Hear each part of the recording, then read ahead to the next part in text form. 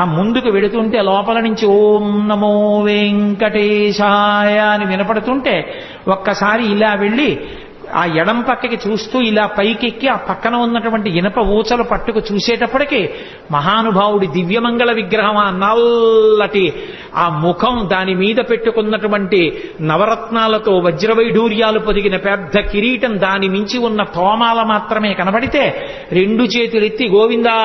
గోవిందా నరుస్తూ అక్కడి నుంచి 4 అడుగులు ముందుకెళ్లి లోపల ఉన్నటువంటి వెండి వాకిలి, ఏకాంత శయనం చేసేటటువంటి మంచం, వాటినన్నింటినీ చూస్తూ దగ్గరకెళ్లి మొదటి గడప కులశేఖరాల్వార్ పడి దగ్గర నిలబడితే స్వామివారి పాదాలు ఆ పైనుంచి ఒక్కసారి చూసేటప్పటికీ ఆ కిరీటం మించి పెద్ద కోమాల, ఆ పక్కన చెవులు, ఆ చెవుల మీద పెట్టినటువంటి ఆ మకర ఆ కుండలాలు, ఆ మకర కుండలాలకి పక్కన మిరిసిపోతున్నటువంటి పెద్ద పెద్ద